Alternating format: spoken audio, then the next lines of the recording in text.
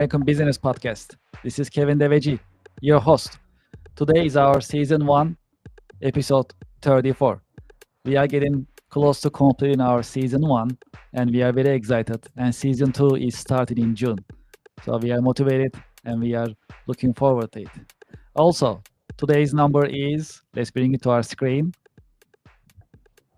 55.8 million. The US population age 65 and over reached 55.8 million in 2020. So that is the number today. Speaking of that, we have a great guest and we'll talk about different subjects today, as well as the effect of retirement and aging population and impact of it on working population. All right, great. So let's welcome our guest today. All right, so great. Janet, welcome to the podcast. Great. Thanks, Kevin. I really want to tell you how happy I am to be here. It's very exciting to see what you're doing in the American Business Podcast and how you're growing. So I continue to wish you good things happening as the year goes on and millions of people tuning in. Yes, appreciate it. Thank you very much for being with us, and thank you for your support. Well, as a start, would you please introduce yourself and your company to our audience? Oh, sure. Hi, everybody. My name is Jeanette Galvanic, and I'm the founder and CEO of CareWise Solutions. And it's both a nonprofit organization as well as a for-profit organization. And we're basically focused on helping our society understand and act on this aging of the baby boomer generation that's happening all around us. Put it in context, figure out how to do some planning for ourselves, and to make sure that we're able to maintain our own lifestyles. So it's a complicated issue. I'm not in healthcare delivery. I'm into workforce development, staffing, life management. How's that, Kevin? Sounds great. Would you please tell us about your career in terms of how did you get started? Well, I got started with CareWise Solutions a few years ago, and that career kind of found me. Uh, I was a senior executive at actually the largest telecommunications company in the world. So I got to sit at the board table and in the C-suite, and I was doing really well. My mom was very happy to see me on TV and on the front page of the Wall Street Journal. You know, those kinds of things that make you go, yeah, great. But what happened was that we adopted two girls from Eastern Europe, and one was 5 and the other one was 2. And they, after the first year, presented with some developmental disabilities, which we now know ends up being a more common situation than we did, 20 years ago. But anyway, the situation was that you don't really talk about family and you don't talk about disabilities when you're sitting in the boardroom. And being the only woman there, I clearly wasn't going to talk about it. So as I continued to do what I needed to do professionally, I found more and more that my life was getting unraveled. And I finally left that position burnt out and needing to repair my life and my health and well-being. So that's the story. And when you look at your job, if you can tell us a little bit more, what are the exciting and challenging parts of your work?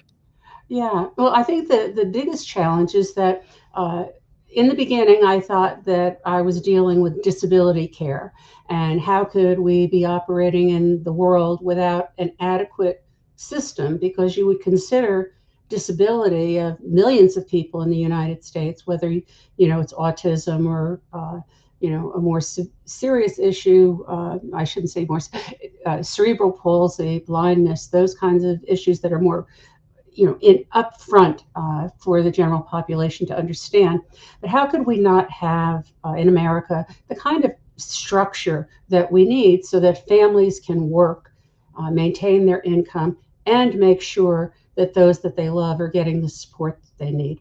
And I couldn't understand it. So in my mind, I kept circling around, and then I started physically circling around and say, how could this be? How could this be? And then I rolled into the conversation about elder care. And I found out that, well, of course, everybody's talking about elder care because we've got 70 million baby boomers who are aging. And just like every other phase of their life, they're going to disrupt what we're doing. And so I started really looking at that, peeling the onion, as the old metaphor is, to say, well, what are really the impacts of that aging baby boomer situation on where we are, you know? And the what I thought about is that, and I think this is where we are as a nation, is that when the baby boomers were born and they turned 5, they were ready to go to school, right? And if somebody didn't plan for them, they would have been on the front lawn, and there wouldn't have been enough teachers, there wouldn't have been school buildings, there wouldn't have been enough desks, books, blah, blah, blah, blah. You get the idea. Now we've got 70 million baby boomers that, 10,000 of them are turning 65 every day. And we don't have a school, we don't have the teachers, we don't have the seats. It's really pretty devastating, and it impacts both the quality of life of those who need care, and it impacts the quality of their life in what we call longevity society, because we're all living longer. It's not like you get old and you die the next week. We're around for a long time. People are talking about living to 100, Mhm. and I like that idea. So anyway, the challenge is to get people to understand that context just around the me's who need support and want to feel like they're not a burden on anybody. And then I started looking at what happened to me, and I said, how could someone who supposedly had everything you could possibly want, how could I burn out and lose everything? I mean, how could that happen? So then I pivoted to look at the whole employment scene. And the challenge is that people don't look at it in with this mindset. So I think I'd say that's the biggest challenge: education, and saying, and everybody I talk to after we have this discussion, they say, never thought about it that way. And I wanted to get into doing things. And then I found out that the doing that I had to do was educating. So that's kind of a long story, but that's the big Mhm. challenge: educating and realizing that we're in an emerging market. Yes, let's dive deeper a little bit if that's okay. So, in your opinion, um, the so there is a retiring generation in the US, and also there is a working generation in US. And how is the effect retiring generation on the workforce? Yeah, What is well, your take on that? yeah. Well, first of all, the let's talk about the people who are aging, and that we have a multi-generational workforce, right? So, some people make it out to be an issue. I personally don't believe that it's an issue, because so many aging baby boomers have wisdom. Our generation was really skilled in management and thinking about things differently. Our companies invested in us being the best that we could be because we had a long-term relationship. So if you turn 65 or whatever, your company cutoff is, that you usually stop getting pension money in your account, and you say, I'm going to go somewhere else. What we have are baby boomers who don't want to quit. They want to keep working another 20 years. And now it's not uncommon for people to be working into their 80s. So the availability of this skilled and more wise workforce is there if we indeed have flexibility about when they fit in on their terms. So I think it's a great opportunity. It's kind of like the baby boomer gig workers. You call them and they can come in. They could, some of them are rocket scientists, and some of them are frontline workers at Whole Foods, but they show up on time, they work hard, and they like to mentor other people. So that's very, very exciting. So it's a new labor market. Now, as the flip on that, though, about the workforce is that as we get older, it doesn't happen overnight unless you're in an accident or you fall down and break your hip. We get a little bit slower, and it might take 5, 8 years. And during that time period, the current employees who are, let's just say, baby boomers' kids, right? That all of a sudden, all right, so I'm going to bring mom over dinner once or twice a week, and maybe I have to pick up some financial work, pay her bills. And then it's, the discussion about, gee, do you want to stay in this house? It's kind of a big house. But then as this time progresses, that family member who works, 80% of us work. It's not like in the past that there was a primary caregiver at home waiting for you to get old so they can take care of you and bring you, apple pies at the end of the day. So what happens is that, like with me, you start to lose the amount of time and focus that you could have on your job. And most people do not disclose the fact that they have these aging family issues. So, like me, they hit it. And the workforce is not really cool about you having emergencies. I was in Costa Rica a couple weeks ago, and I was interviewing uh, the head waiter in a major hotel chain. He had approached me and said, "Gee, I understand you do this kind of stuff. I want to talk to you." So he said, "I'll meet you tomorrow at the food court." This is like in Costa Rica, right? And this is an international issue. So anyway, I'm interviewing Alan, and at the end, after he goes through all how his wife works, he works, she's going to school. They have two kids, and they have two parents on each side who are in that aging situation. So I said to Alan, I said, "Look, let's talk about the work issue. How many people work with you?" He said, 15. I said, "How many of them have these aging issues?" And, 14. And I went like, "What?" And I said, "Well, so let me ask you, what happens when you have an emergency?" Well, the first time everybody goes, "Oh, sure, go take care of everything." And I said, "What happens the second time?" He said, "Everybody kind of scratches their head and says, I hope this doesn't happen again because I have to pick up your workload." And yeah, well, I might make some more tips in the dining area. I can't do all that because then I'm really exhausted at the end of the day. And I said to Alan, "Alan, what happens the third time?" And he cracked up laughing. He said, "Jeanette, there never is a third time. If there's a third time, you lose your job. Whether it's the boss or your peers, you're out of there." And I said to him, what has to happen, Alan? That's the same thing in America. I said, and I talk to people all over, from Brazil to Australia, all over. It's the same issue. I said, "So what does your employer do about this?" "Well, they don't really care." I said, "How could they not care?" I said, if the majority of your workforce are facing these issues, what are they going to do if all of you quit and go somewhere else? He said, "I don't know. I don't know what they're going to do." I said, "Tell me, what would you do?" And he said, "I don't know. Something big has to happen. Something really, really big has to happen because we can't fix this ourselves." And that's what's going on. You know, it's big, and Yeah, it's exactly. hidden. It's hidden. It's a hidden crisis. It's bubbling. And I'm sure, Kevin, you and I have talked before about your Yes. family, and we all seem to know somebody who's facing these kind of situations, but we don't think about it as being as massive as it really is. I like to shift our conversation towards AI a little bit, if that's okay. Ah, yeah. So, how do you see it coming up in terms of affecting businesses? And do you think AI will replace Yeah. jobs?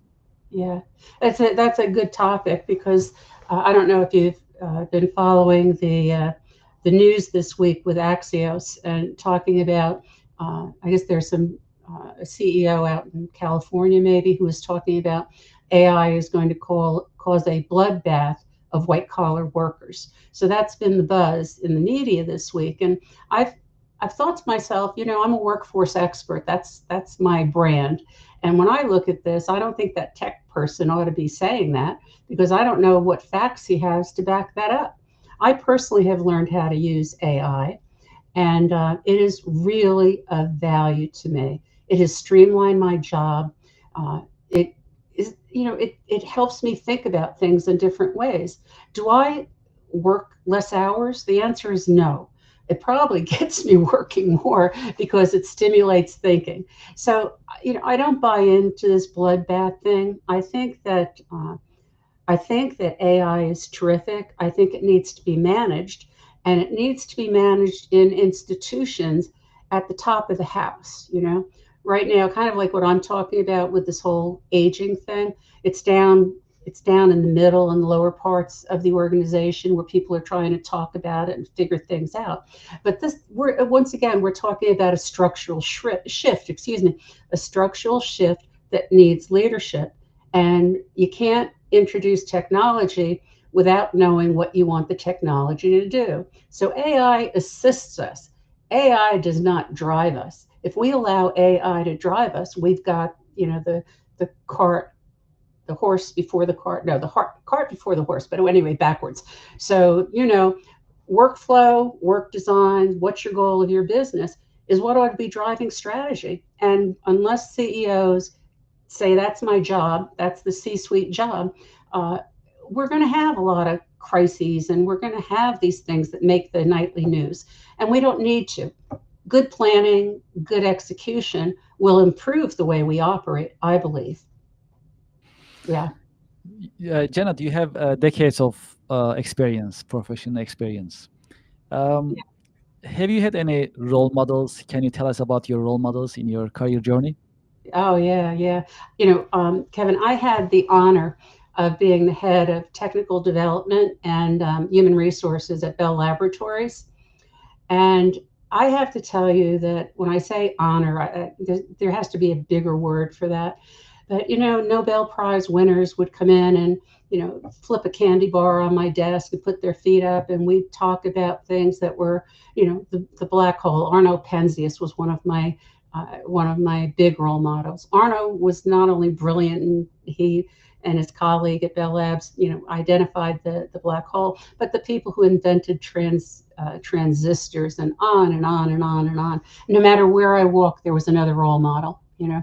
But after, you know, 25 years at my telecommunications company, which now people figure out where I was, but that I think that my biggest role models are my daughters, and because I am so uh, I'm so excited how they've embraced the challenges in their life. Having been orphans, my older daughter was an abused and abandoned kid. To have come from that kind of disparity, and they were a highly discriminated against group of people. To come against ethnic cleansing, to come against abuse, abandonment, living in an orphanage, and then coming to America, they could have chosen to become bad girls, you know, and they're wonderful human beings. They're caring, they're smart, they work hard. They've become like you know, my little managers, you know, and I'm so proud of people who overcome the challenges and barriers and just assume that's who they ought to be. So yeah, there's some big role models, big ones, but people who really have demonstrated courage are the people that I admire the most. How about some lessons learned that you can share with us? Any lessons learned that comes to your Yeah, mind? yeah. Yeah, I used to get myself in a lot of trouble because I was, you know, I was a thinker and a strategist, and I also had legs. So I think about something, and people would say, you know, she thinks about it one day and it's getting done the next, you know, and it's true, which was really disruptive for people because most of us really don't want change in our jobs or our lives. We want some stability. And, you know, my challenge was to figure out how to bridge where I was to where people were at and bring them along, uh, and also to hear what they had to say, so they bring me along. You know? So I think I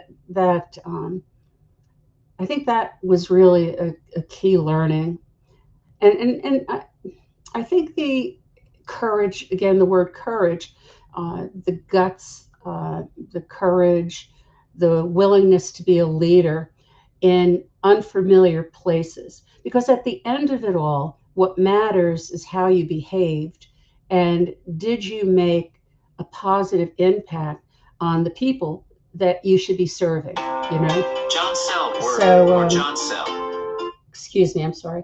So anyway, that's the yeah, that's I think being your genuine self, having courage, guts, and bring people along with you and go along with them too.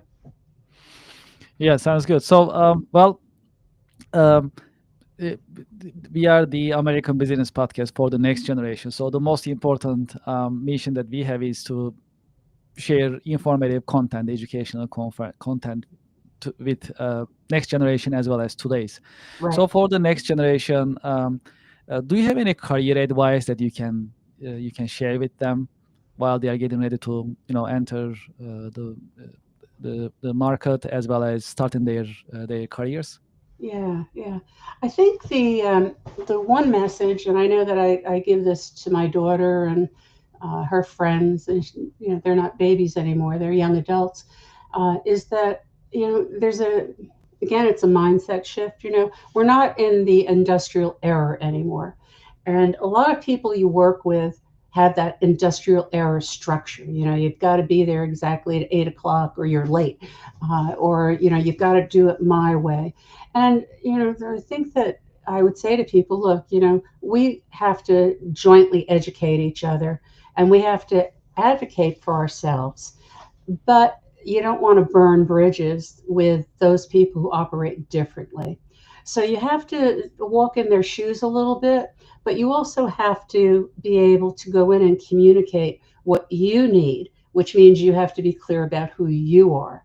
And because of all this turmoil and change that everybody's experiencing, I think more this next generation needs to say, I'm in charge of my career, I'm in charge of my life, and I need to negotiate to get where I want. That doesn't mean I get aggressive, it doesn't mean I offend people. It means that I I build my plan, I communicate, and then I make progress towards that plan and help people support me. That's, I think, really important. Thank you very much for this. Well, for those listeners that we have an audience, anyone who likes to get in touch with you and continue this conversation, what is the best way to get in touch with you? Yeah, sure. I'll do it personally. They can contact me on Jeanette at carewisesolutions.com. That's my direct email. I strongly encourage you to, I have 3 websites, but I would direct you to the one that's a little bit more educationally oriented. That's www.carewisesolutions.org. So go there, scout around. If you have questions, let me know. But remember that just as I'm talking about in your life and your career, advocating, look around and see if there are people who are struggling with this issue. See what you can do to support them. And by the way, make sure that you start thinking about what you're going to do in your family. And if you're getting a little bit older, what you're going to do for yourself. Contact me, email me, go on the website. And if you want to do something in your corporation or your nonprofit organization, for-profit organization, let me know. We've got a whole suite platform of education and hub services and other things that could help ease everybody's life. So that's it. That's the story. Janet, thank you very much for being with us today, and I wish you a great weekend. Oh, thanks, Kevin. You have a great one too. Thank you very much. Appreciate it. Okay. Bye-bye now. Thank you very much. Bye now. Well, to our audience and to our listeners, that was another great conversation that we have on the American Business Podcast. I hope you enjoyed it, and we'll continue these conversations on weekly basis. Well, as you know, we just passed 30,000 YouTube subscribers on YouTube. If you haven't done so, please go to our YouTube channel and subscribe to the American Business Podcast for the next generation, ABP. We really appreciate your support. Please subscribe, like, and share your thoughts on our YouTube channel. And please join this growing business community. Also, if you have an idea, if you like to be a guest in our podcast, if you know someone who likes to be a guest, you can send us an email, americanbusinesspodcast@gmail.com. We keep an open mind. We are very responsive, so feel free to reach out. If you have feedback, we also welcome it as well. We love to hear from you, and the best way is to send us an email, americanbusinesspodcast@gmail.com. Also, if you go to our website, americanpodcast.tv, you can also see our coming schedule. We post it on weekly basis, and you can see the coming episodes, who's going to be our subject matter expert guest speaker, and what we will be talking about, the subject that we'll cover. You can see that as well. Also, we have a new sponsor, IPVanish VPN. So we put the link on the screen. I use IPVanish VPN, works solid. If you are looking for VPN, IPVanish is a good choice. You can use the link that I'm sharing, and we appreciate their sponsorship and support for your company and organization. If you like to be a sponsor, if you like to advertise on our fast-growing, popular business podcast, you can also send us an email, americanbusinesspodcast@gmail.com. We will be happy to work with you and craft a mutually beneficial business sponsorship or advertising environment on the American Business Podcast. Well, we are completing season 1 on the American Business Podcast. Well, we just started earlier this year, and we are growing really fast, and we truly appreciate your support. And season 2 is also starting in June. So we are very excited. We truly appreciate your support, and we have a ton of informative and educational subjects that we put together on our pipeline. We have a really good pipeline for entire year, so it's gonna be fun. So we'll complete season 2. Season 3 is coming, and we keep planning for you, and we'll make sure that every week you get the educational and informative business content from us. I'd like to thank you for your time and thank you for your interest. I am looking forward to having you at the coming American